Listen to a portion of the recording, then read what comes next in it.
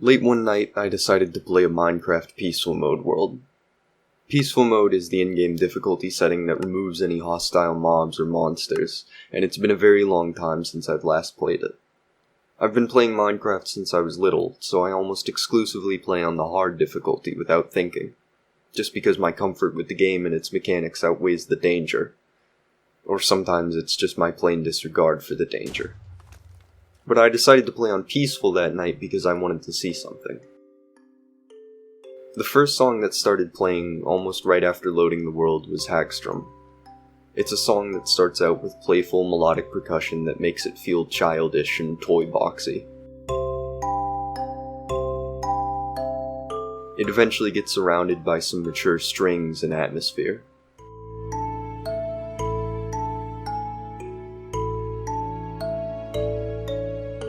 And then, after a small segment of piano, everything seems to be reversed.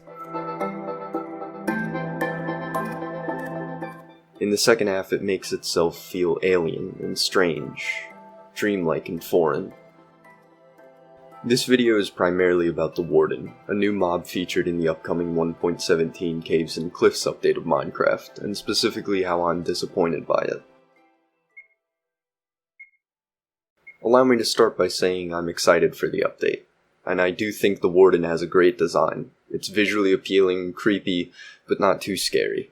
He's cool and interesting to look at.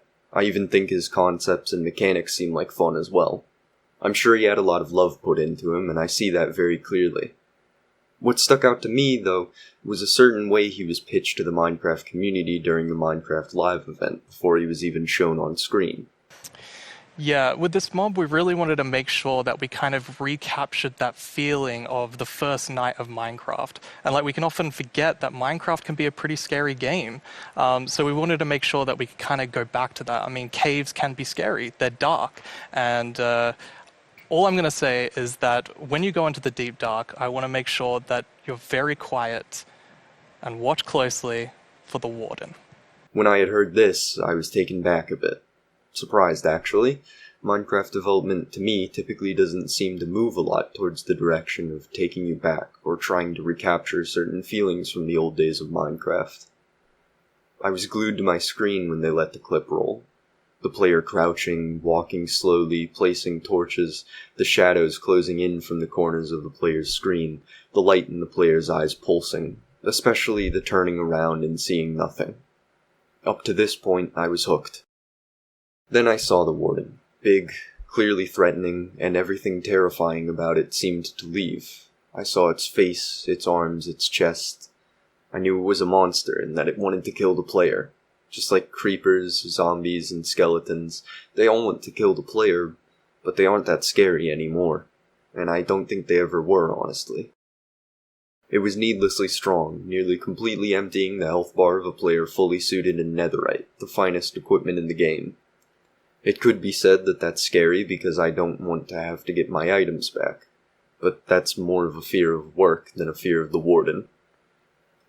Nothing about the creature itself to me screamed first night of Minecraft, and I want to explore with you why that might be. Have you ever had a dream where you were totally alone, or as if you were the only person in the whole world? Hopefully you can still summon up the feeling or the thought of it. To me, this is what the first night of Minecraft is. It helps that the ending of the game calls the experience a dream. A dream is something that comes out of your head. It's made by you, just like the world of Minecraft's existence relies on you and your ability to press the Create New World button. A dream also, though, has a life of its own. It seems to make its own rules and forms itself around you as something that yourself in the dream can react to. You control a dream, but a dream controls you as well. Just like how the world of Minecraft has its own rules, floating trees and cuboid terrain, Minecraft is originally a single-player game. It's a world where you're utterly alone, surrounded by foreign, surreal, blocky nature. There's no home you have, no family expecting you to come back. You wake up in a big empty field, and instead of panicking and wondering how you got there, you keep walking. In the day, you can wander around this world without caring much, but when the night comes, that's when you get to realize it. Let it sink in. You're in the dream world, and you could just stay here. The reason I did this on peaceful mode is that I wanted to see something. I wanted to see if the threat of dying or something trying to hurt me had anything to do with what was scary about Minecraft. I had this conclusion in mind before, so perhaps it's self-fulfilling prophecy, but I really don't think it is. What's actually scary about Minecraft is the exact same thing that's so peaceful and comforting about Minecraft. It's being so alone. If you are truly alone in the world, nothing can come to hurt you, so naturally being hurt isn't what's scary about being alone. It's the subconscious uncertainty of whether or not you truly are alone. The feeling of something over your shoulder and nothing being there. The feeling that you're being watched. The world itself, with a life of its own, surrounds and accompanies you. And its motives, at least on the first night, are unknown. I think the Warden is a mob that reveals itself and kills you. And that's all well and good. The world, on the other hand, never reveals itself to be anything darker. It just lets you wonder if it is. If I had to make a mob that I personally felt embodied the feeling of the first night, I would be taking notes from the soundtrack, or more specifically the famous cave sounds in their concept. They may very well mean nothing, they won't harm you, and in peaceful mode nothing can hurt you. But then why exactly are they there? They're random, I know, but our humanity prevents us from letting them just be random. They have to have a reason, and since nothing is trying to kill us, the uncertainty just grows larger. It may not be a mob that makes a sound, but I'd keep the shadows closing in. Maybe it'd be a monster that's invisible, or that you can only ever catch glimpses of. It'd never attack you, but it would observe you. It would be completely random, confusing, and absurd. It'd be extremely rare. Maybe you'd think something's wrong with your game. Finally, it'd be completely harmless. It'd be careful to never interrupt the player or its experience. Kind of like the entities in the end poem. Maybe you could learn about it, and maybe you could get used to it existing, but maybe that's a part of the terror too. It's something that could become normal to you without it giving you any real reason to do so. It'd be like the wells in the desert, or the abandoned mine shafts from a long time ago. Just a strange Minecraft thing in this strange Minecraft world. I wandered around my peaceful mode world, and I was keeping an eye on the sun. Eventually I found a village. During older updates, villages would still spawn, but they'd be lacking a lot of the new detail, and also lacking villagers inside of them. They'd just be empty, abandoned houses, lived in by seemingly nobody, and built by who knows what. Their purposelessness was what gave them their confusion if you meditated on them enough. They'd be just as strange as the floating blocks, trees, and flowers. They were that same dreamlike surreal as the rest of Minecraft.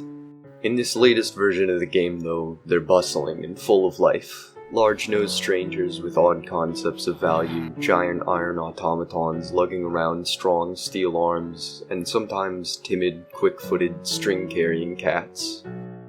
Modern Minecraft ultimately updates its mechanics and gameplay to introduce more and more items into functionality and usefulness. This is a natural conclusion for game developers and game players to come to for the planned future of a game. More features, more play, more lore, more danger, more, right? In that vein, we've gotten much more additions to the steps in an average playthrough. Nowadays, I have to kidnap people in boats and row them over to a remote island where I trap them in a box and build and break a lectern over and over again until they'll sell me the right magical tome. And getting more can be a lot of fun. Every new update is like Christmas Day for a builder like me, with the chance to unbox all of the beautiful new textures and blocks I get creative with. I have no qualms with that much. Although I have, and I believe many others have, very fond memories of the days when lapis lazuli was just fool's diamonds, when you only ever needed to interact with one squid ever, and when upgrading gold tools had you utterly disappointed by their durability. I feel like I've said it 1,000 times already, but the uselessness added to the absurdity, and the absurdity added to the immersion. It seems like a paradox that might be true, absurdity making you more immersed. But when drowns throw tridents at me while I'm fishing, and when I see bees that are bigger than bats floating around, and when I see a big, blind, blue, lumbering monster walking around and have to crouch while I was just trying to explore a cave, I'm not sure I'll feel that same immersion in the dream world. I'm not sure that I'll be able to stay fast asleep under all that noise. I was quickly irritated by my surroundings and realized it wasn't what I was looking for. Then I started to run into the woods where the sun set. When I saw the moon rising above a mountain, I carefully tried to climb a tree, avoiding breaking any blocks or leaves. Just a pet peeve of mine. Looking out at the mountain, I was able to feel it. I, alone, was nothing in front of this world. The moon disappeared from my sight, and I chased it into a new forest. When I did, Mice on Venus, another song from the Minecraft soundtrack, started playing. It's another song that seems to take itself in two parts. The first part consisting of large, airy ambience that uses itself to surround the piano like the sky does to planet Earth. The piano itself is exploring, strolling around this world that seems propped up exclusively for it. Like a child walking on an imaginary adventure through their lovingly decorated bedroom. I've been playing Minecraft since I was little, and I like to think now, after so many years, I can build things that are pretty nice looking in this game. Check out my build tour for Grogtown. It wasn't always like that, though. When I first started playing Minecraft, the most I would ever do is dig holes into the hills and shove all my chests in there, or make various rectangles of different kinds of blocks that would serve as chambers of atmosphere. My favorite was the wool one that was supposed to be the sleepy chamber. At any rate, all of that is to say I didn't have a grasp on the mechanics of Minecraft, or the now permanently ingrained in my mind gameplay loop of Minecraft. Punch a tree, make a wood pickaxe, mine 3 cobblestone, immediately throw away the wood pickaxe, skip a few steps, find diamonds, the gameplay loop. Nowadays, I can happily say that after memorizing this gameplay loop through years of play, I can still find the same vivid feelings that I used to in Minecraft.